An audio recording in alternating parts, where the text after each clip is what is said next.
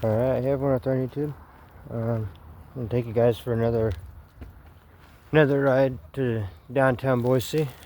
But today's the third day of fog. But today there's a lot more visibility. So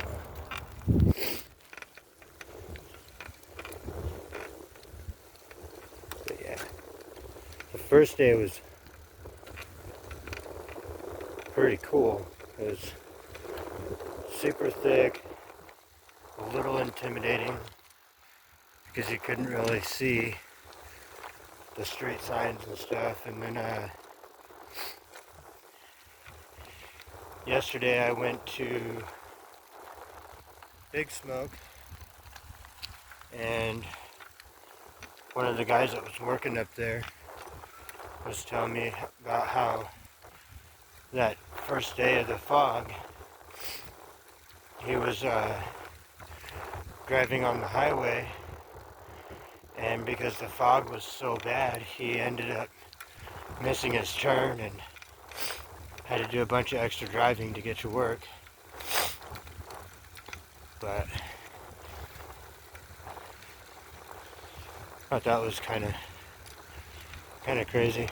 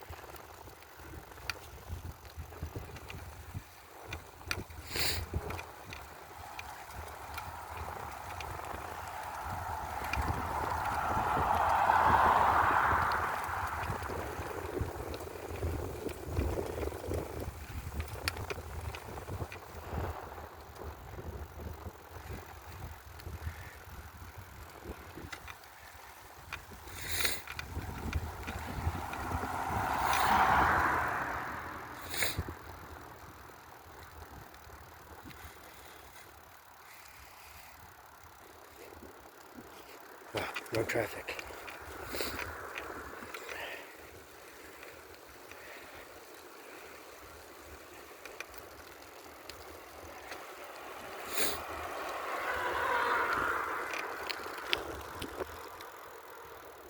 That was a cool bike. It was electric, but he had lights inside on the rims of the tires and the spokes.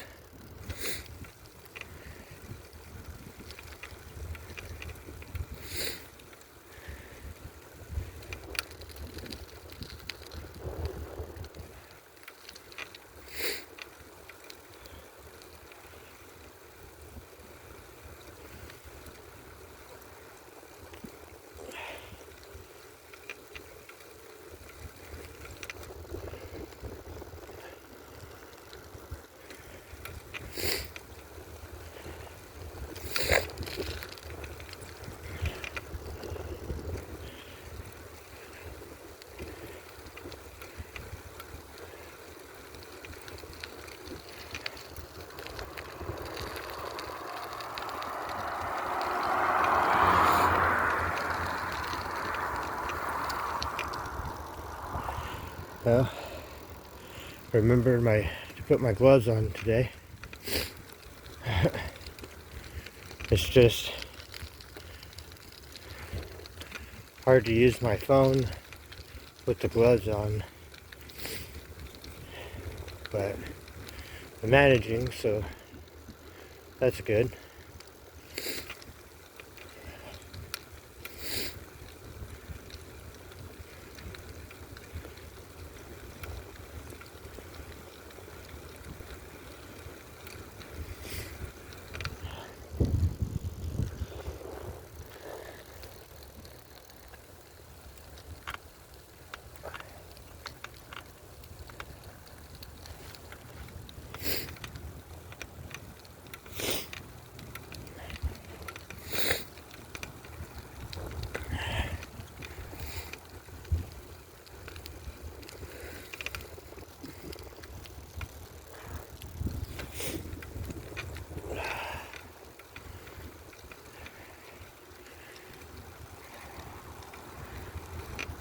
"29 degrees this morning."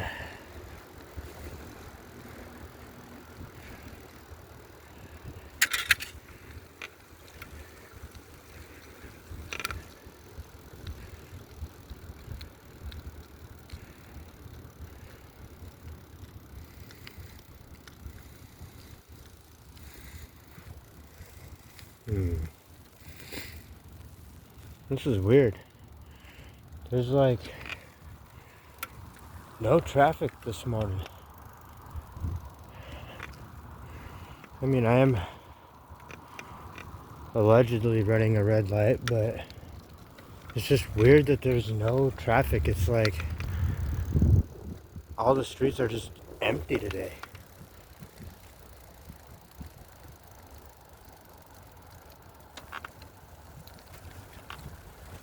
Oh, that's right. I forgot today is Saturday. But even on Saturdays, usually there's some traffic. This morning it's like no traffic. There's like one car that I've seen come up from behind me right now.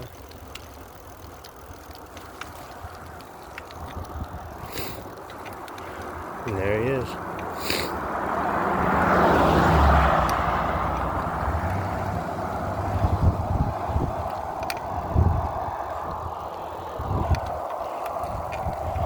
Huh? At least a vehicle came up from behind me. Shoot. See, now, okay, so I was gonna let you guys know, because it looks like when I'm recording, it looks like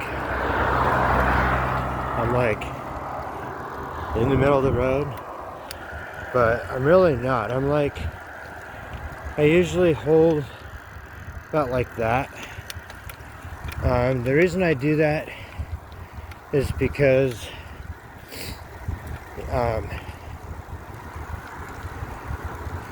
it's a lot easier to pedal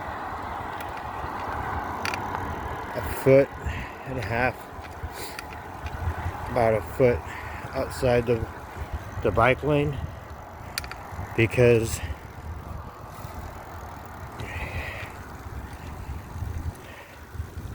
not to talk shit, but just pointing out facts. And the facts are that the maintenance for these roads is ridiculous. Like this is all smooth right here, but then that is like, you can almost even see the difference. It's like graded almost. It's like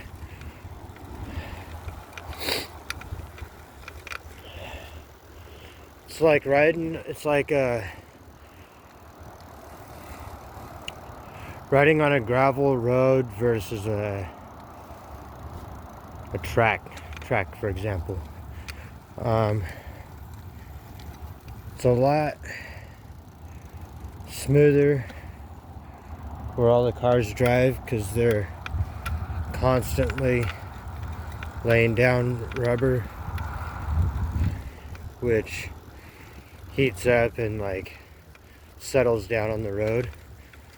But on the bike lane, it's not trafficked as hard or as much, because there's not like constant bikers on the bike path. So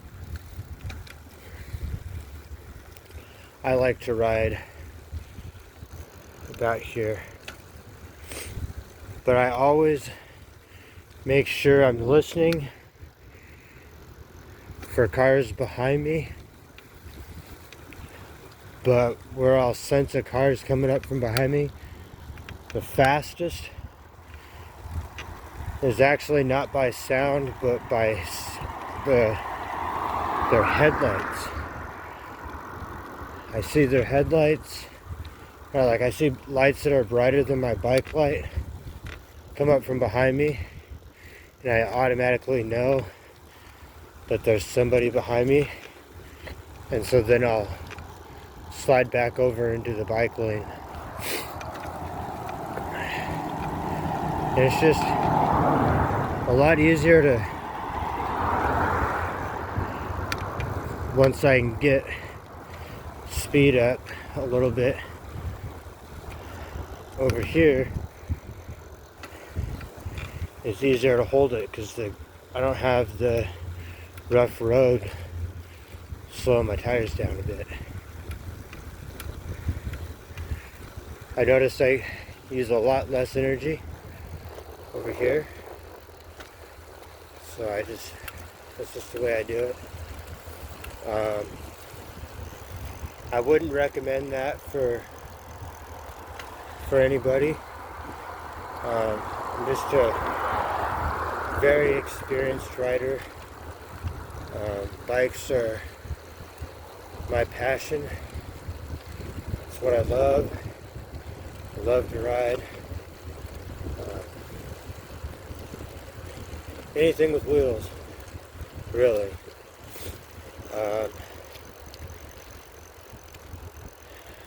I'd have to say, nowadays, I absolutely love the electric unicycle world. Those are so much more comfortable, so much less maintenance than a bicycle. Like, when you're riding a bicycle, you got constantly got to change out your brake system, your derailleurs, tires, inner tubes, slime for the inside of your tires. And if you have the disc brakes, then you got to buy the .3 oil for the brakes, and it costs more to ride a bicycle than it does an electric unicycle. An electric unicycle, you go spend a couple grand, boom, you're set. The most maintenance you'll have is maybe repairing the pedals or changing out the pedals for different comfort pedals, pedals that have the spikes on them, the studs, so they grip your shoes better. Your lean pads. What else? The tire. Maybe buy a new charging cord once in a while. But other than that, it's minimal. I mean, in comparison to a bike, I would much rather be on an electric unicycle than a bike. But I love my mountain bikes and my road bikes, because my road bikes, they're fun to ride through town, travel. But my mountain bikes, I love to trail ride.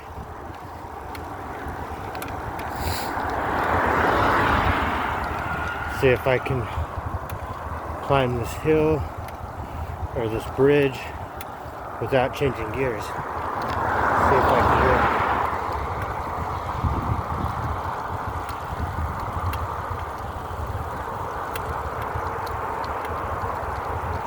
it. So far so good. Haven't switched gears yet.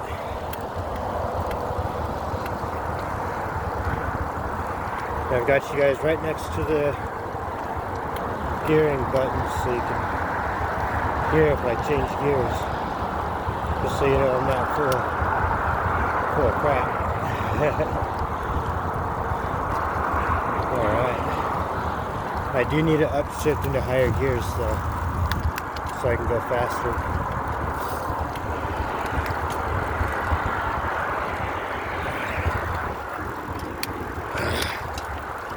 Car behind me now.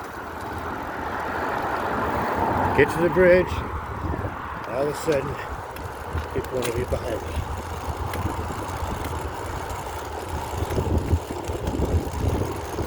There we go.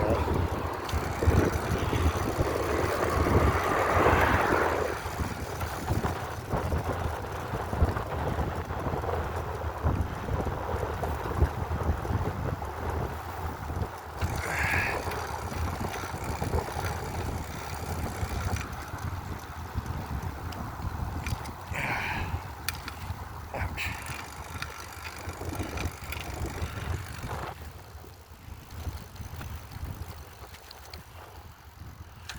"16 minutes, and I've started you guys at the house, and I'm already over halfway home in 17 minutes.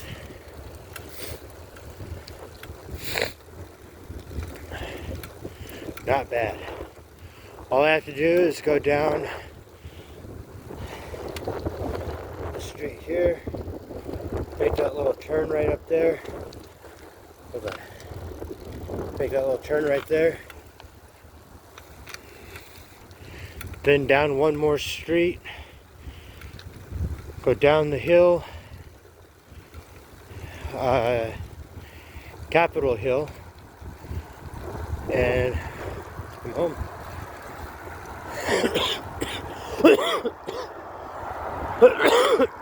Oh no, not this coughing fit now.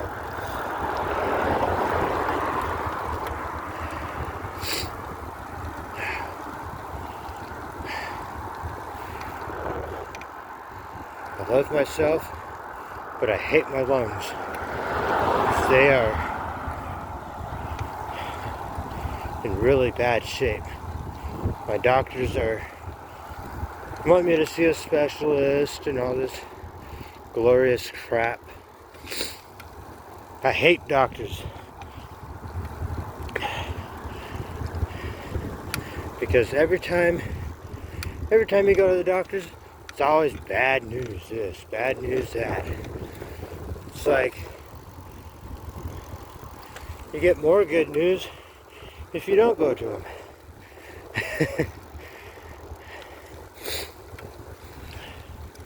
Oh, we got to give you a flu shot. Oh, we need you to take this vaccine. We need you to do that. No, not a thing. Not happening.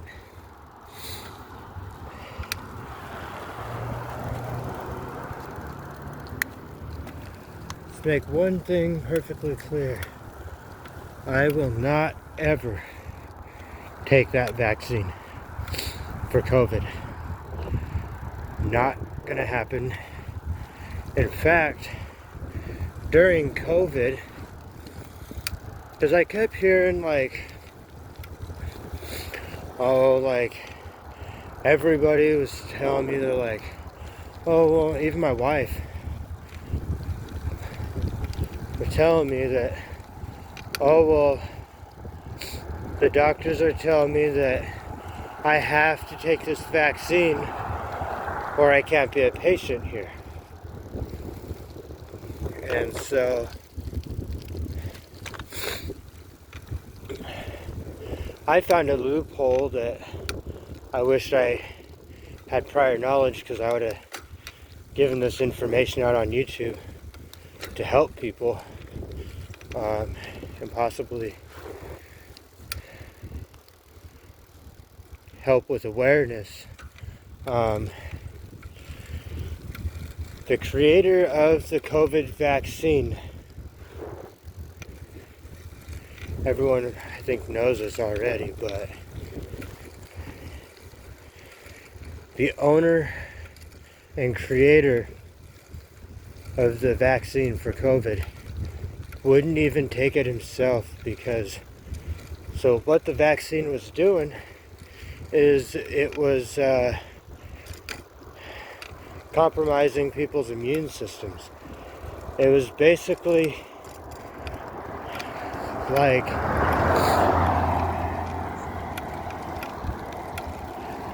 it would clean your system so well to the point where your body could no longer fight viruses and things like that. And it was killing a lot of people. And it was also causing heart problems, heart failure. There's been several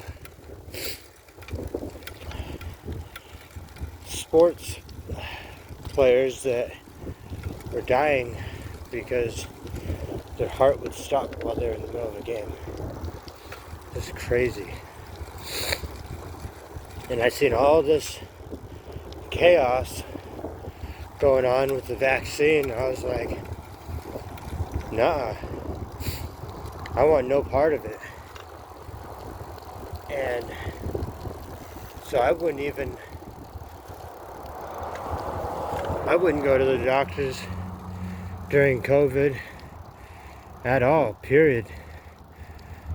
Not even to get my seizure meds, because I wasn't going to have a doctor sit there and tell me, oh, well, we need you to take this vaccine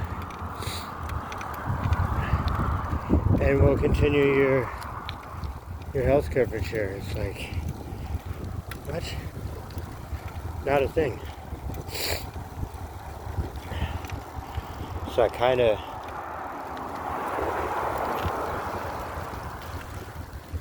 figured it was best just not to go. And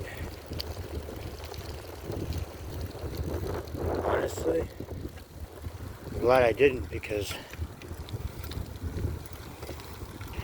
like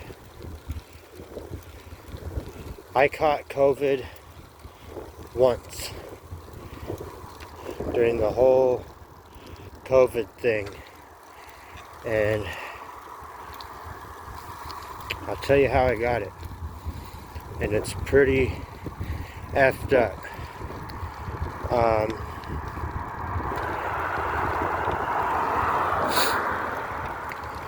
I had to go to Ada County Jail for a little bit, and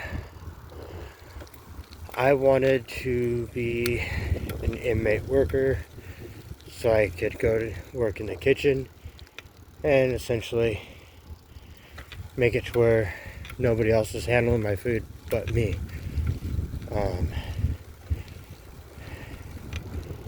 Just because I felt that was more better that way.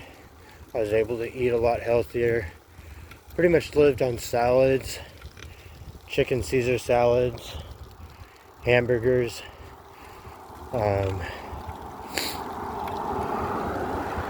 French toast in the mornings, pancakes, hash browns and eggs. Ate pretty alright. But what their theory was about this whole COVID thing, oh, well, if we can get you to have the sickness one time, your body will be able to fight it off easier. So what they did was they forced me into a cell, 4-man cell, with 3 other people that had it. So they forced me to have it. I got it. And it was the worst experience of my life.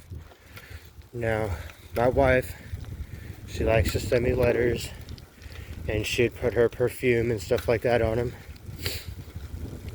I couldn't smell a single damn letter. It was horrible. It was the worst experience ever. I couldn't taste nothing.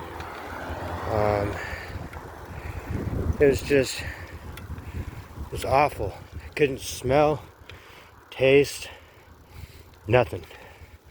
All my sensories were gone. And as soon as I got over it, I was done being sick. Then that day, they moved me to the inmate worker, and they were like, okay, you got COVID, you're over it. And then they put me to work. But they should have never done it that way. They should have been like, well, hey, we're gonna give you this vaccine. You'll be all right. You can go right to work. Instead, they made me catch it, get over it, and then I was good. But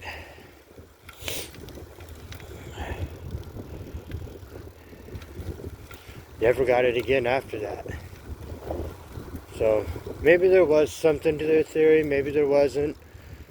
I just felt that the way it was handled was unfair. It should have totally 100% been my choice. They should have been like, hey, here's your options. These are the options we leave you with. You decide and let us know. Nope. Forced me right into a cell with people that had it. And I had no say. They wouldn't move me. They wouldn't move me back to medium security. They just put me in a cell with people that were sick. And they were like, okay.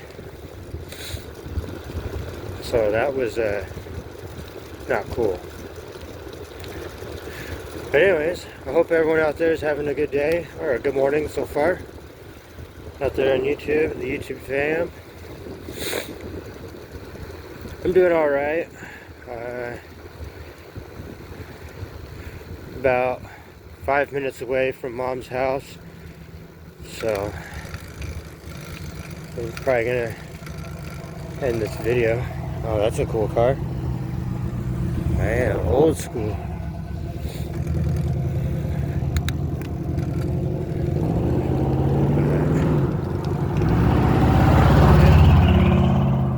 That's an old school one right there. Still sounds good too. Alright. So I just got this little green belt thing to go. Figured there's no point because it's so dark and black in there and you can't really see nothing. But hope everyone out there has a good day, and as always, stay safe out there, and we'll see you guys on the next video.